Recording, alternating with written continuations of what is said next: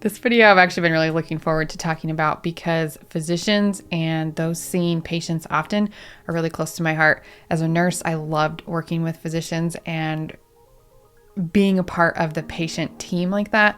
But I also see how busy and unpredictable your role is.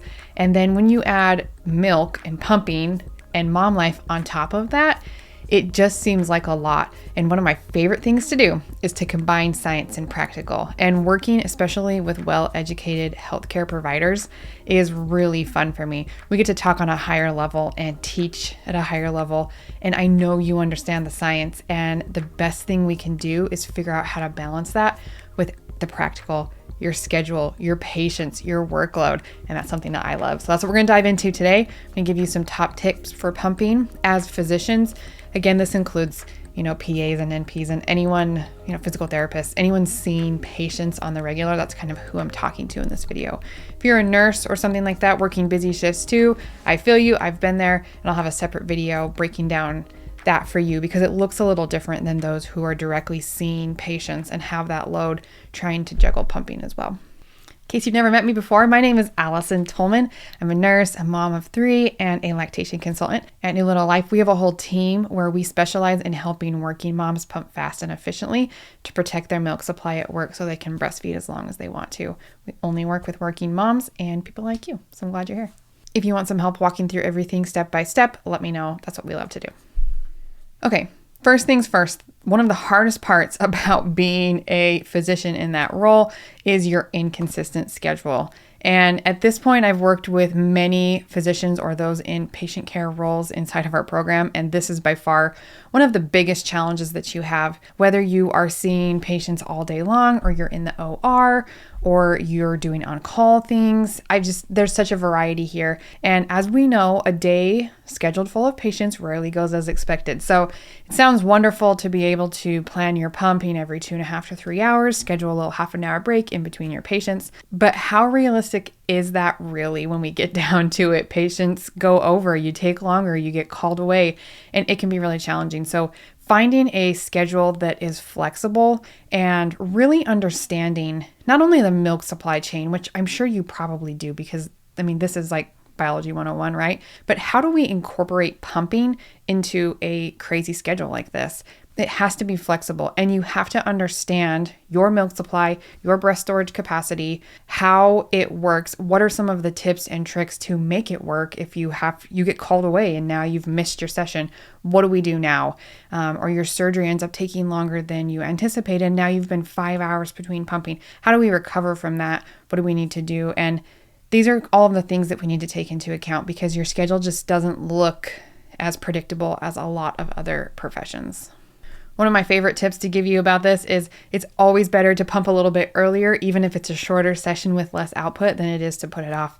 So if you know you have a short break now, it's only 5 minutes, but you're walking into a consult or something that's going to be longer, it's going to push your pumping session, it's probably better to sneak in a little one first and then do it again after. And these are the kind of things that we can work on juggling to protect your milk supply, which is the ultimate goal.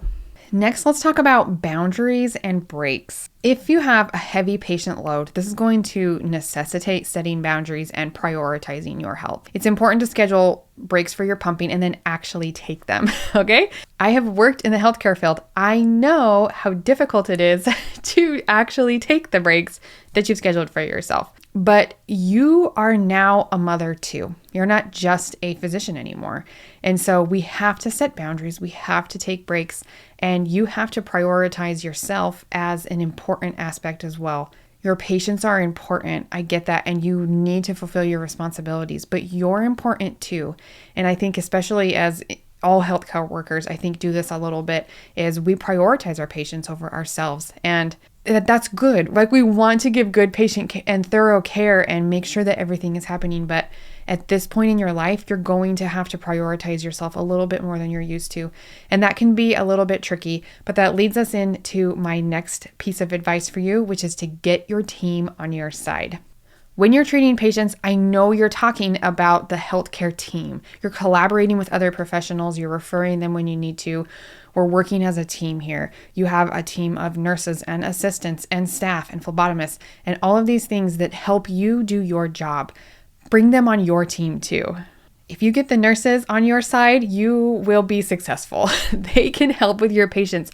They can assist in having them wait a little bit longer. They can arrange the rooms in a way that is cohesive to you taking a break. People can wait 10 minutes, and your nurses are the front line to this, and they can help you. They can also be your second set of eyes and say, hey, we've got a 15-minute break here. Maybe you should take your pumping session now because I've got this and this and this coming in, and that's going to happen. They are great at managing all of the little details. So if you can get them on your side, please talk to them. Tell them why this is important to you. If they've never done it themselves, explain what you're doing, why it's important that you keep a schedule, and ask for help. If you are working with staff that has done this before, they will likely realize the difficulty, but they're not going to go out of their way to make their lives a little bit harder and help you if they don't think it's important to you. So that is a really crucial step. And I can tell you as a nurse myself, I would really appreciate a physician, who's above me coming and saying, look, this is important to me and I need your help in managing this a little bit. If I need to take a break, I need you to be respectful of that, or, let the patients know that I'll be right there. There's so many ways. If you're done pumping, you don't have time to take your milk to the fridge, have someone do that for you. I mean, it's these little things, I think, that are reducing the barriers to entry so that everybody can do their job. One of your jobs now is also pumping milk, and you have to work that into your current responsibilities the best you can. Next up, let's talk about multitasking. And this is probably one of the areas where I see physicians wanting to utilize a wearable pump or something that's a little bit more discreet so that they can multitask while they're pumping. I know you have tons of charting to do. I know it's never caught up. And pumping while you chart is a really common thing for healthcare professionals to do. This can be a great idea. It can also be a terrible idea. It kind of just depends on how you respond to a pump, how you respond to having your brain distracted like that. How stressful is your environment while you're charting? Is it kind of your relaxing moment where you're sitting back and you're doing, or are you charting quickly? Are you charting on difficult things that are causing you anxiety? There's just some things to take into account. If you struggle to get a letdown, and this is a hard thing for you, it might be hard to multitask. And so we might have to actually set some time to take a break to get in the right mental state so that we can pump faster and more efficiently, right? We don't want to be doing hour-long pumping sessions because we can't get our brain in the right space. I know you know the importance of your mental state in some of the physical reactions in your body. And if you want oxytocin to flow and to release the milk multiple times in a pumping session like it should, you're going to have to get in a place where the oxytocin is not inhibited by cortisol and adrenaline. Cortisol in particular, because I know y'all are stressed out at work and it's a lot. So multitasking can be good, but it can be tricky as well. And those are just some things we'll need to work through. Really understanding how to pump, the best ways to do that, and signs to look for can help you understand if this is a good thing or a bad thing for you specifically. Next, let's talk about leveraging wearable pumps. And like I just mentioned, this can be a really tempting thing for healthcare workers because, hey, I can chart while I pump. Super cool. No one, my nipples aren't out. It's a more discreet pumping. I can walk around a bit. Maybe I can even go in and see patients while I'm pumping. And these are all plausible scenarios. The pump that you have will kind of depend on how much of that you can do.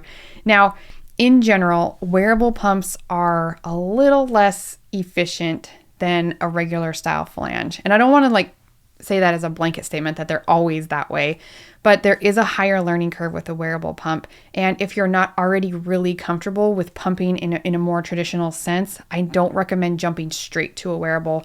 We really need to figure out the flange sizing, how your body responds to a pump, the letdown process, all of these aspects of pumping, what your breast storage capacity is, how long you can go between pumping sessions, that pumping interval.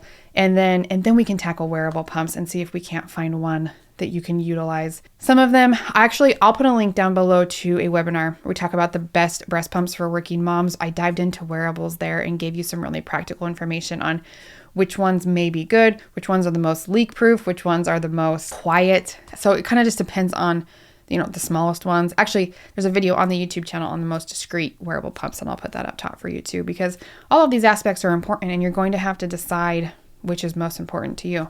I think one of my favorite tips for physicians, especially when you're utilizing a wearable pump, a lot of you are asking for what is the one that is the smallest, the most quiet, the most discreet, leak-proof, everything. And it just doesn't exist. You can't expect to be pumping with a motor and a milk collection device on you and have nobody notice ever. And to be honest, I don't know if that's even a great goal to have. I think there's something really empowering about a respected healthcare provider like yourself walking into a patient room pumping. And with a wearable pump, it's discreet, but I mean, you can tell that you're wearing something. So it's not like you're exposing yourself, but just being open and honest and saying, yeah, I'm a mom and I'm pumping right now. I hope that's okay.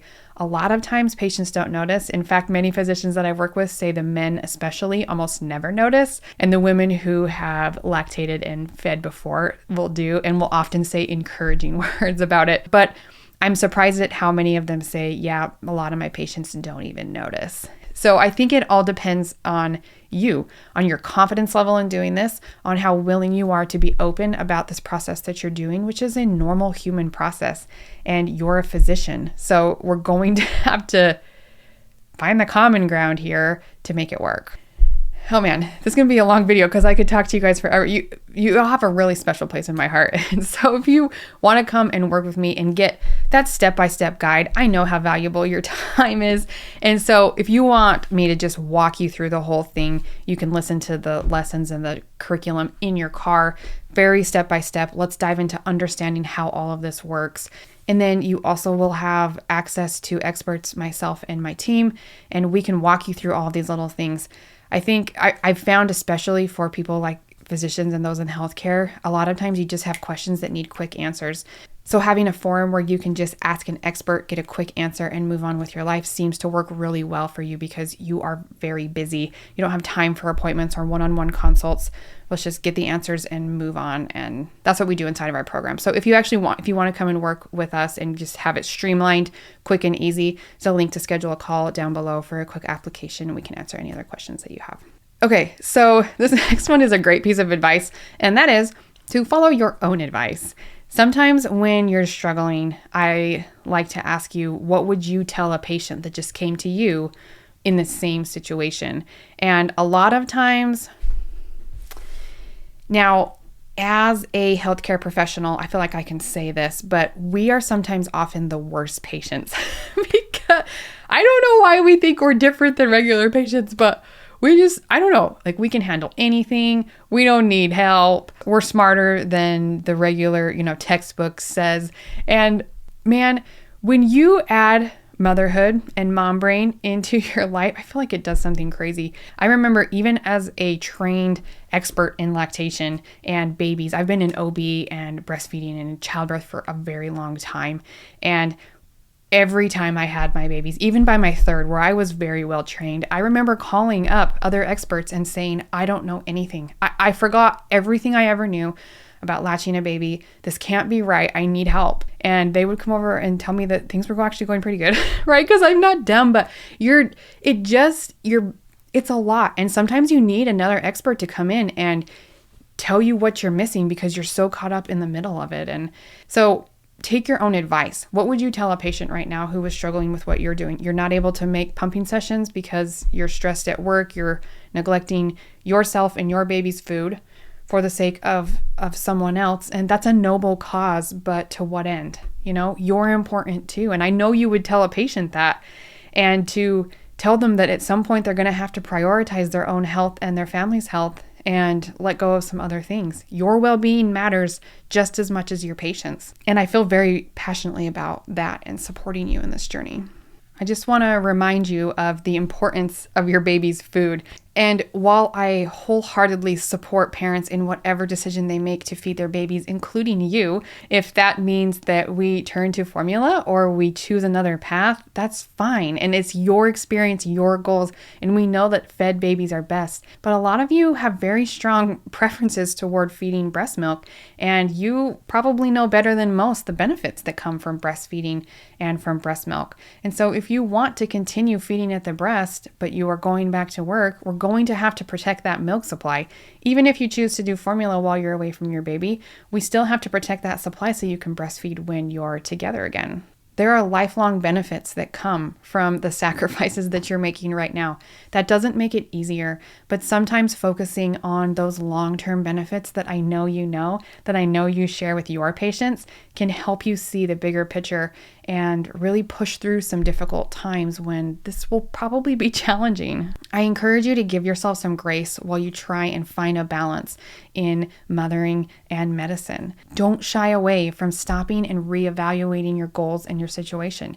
If you want help, ask for it. If you can't find the help that you need right in your little circle, reach out. This is exactly what we do. Having realistic expectations and knowing where to get help can be the two biggest keys to success. Remember, this stage is temporary, but if you want some help walking through it, you can click the link below and schedule a call with my team and learn more about the kind of support that we provide.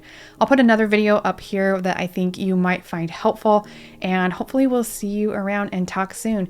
Good luck to you. I wish you all the success in both your career and your mothering, and we'll see you on the next video. Happy pumping.